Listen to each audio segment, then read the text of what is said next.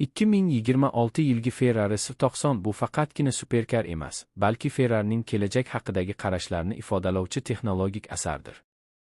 Ushbu model kuch, tezlik, hashamat va innovatsiyani bitta tanada jamlagan bo'lib, Ferrari tarixidagi eng ilg'or gibrid avtomobillardan biri sifatida e'tirof etiladi.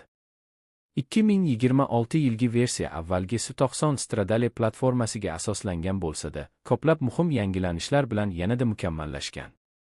Ferrari S90 2026 modeli yuragida tort. litrli V8 twin turbo benzin dvigateli joylashgan bo'lib, unga 3 ta kuchli elektromotor biriktirilgan.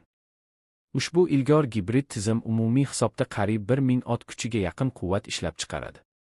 Bunday ulkan kuch tufayli avtomobil dan 100 km/soat tezlikka atigi 2,5 soniyada chiqadi. Dan 200 km/soatgacha esa taxminan 6,5 soniya atrofida tezlashadi. Maksimal tezligi 340 km/soatdan yuqori bo'lib, bu uni dunyodagi eng tezkor seriyali avtomobillar qatoriga qo'shadi. 2026 Ferrari S90 to'liq gildirakdan tortish tizimi bilan jihozlangan bo'lib, bu tizim yuqori tezlikda ham, keskin burilishlarda ham avtomobilning mukammal barqarorligini ta'minlaydi.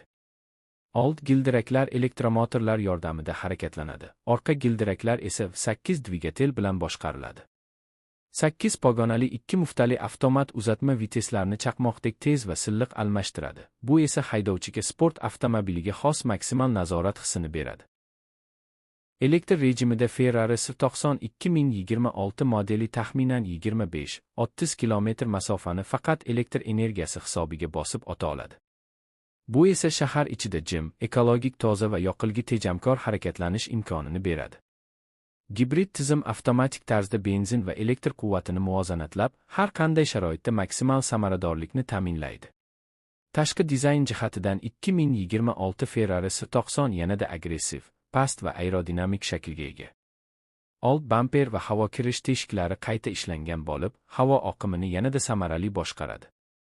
Yon tomondagi keskin chiziqlar va past siluet avtomobilga sport ruhini bag'ishlaydi. Orqa qismidagi keng diffuzor va faol aerodinamik elementlar yuqori tezlikda avtomobilni yo'lga mahkam yopishtirib turadi. LED texnologiyali old va orqa chiroqlar zamonaviy ko'rinish bilan birga kechasi mukammal yoritishni ta'minlaydi. Ichki salon to'liq raqamli va futuristik uslubda ishlab chiqilgan.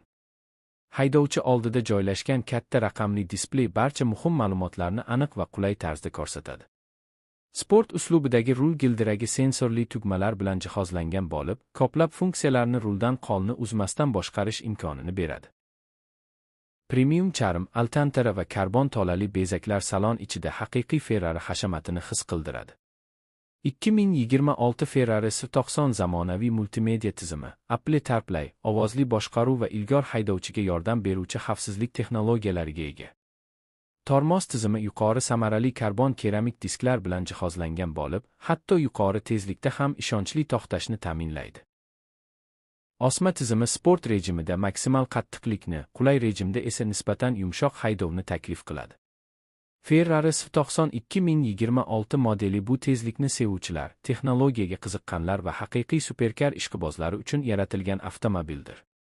U nafaqat kuch va tezlik, balki Ferrarining gibrid texnologiyalar borasidagi yetakchiligini ham namoyish etadi. Ushbu model Ferrari brendining kelajakdagi sport avtomobillari qanday bo'lishini aniq ko'rsatib beradi va superkarlar olamida o'ziga xos, unutilmas o'rin egallaydi.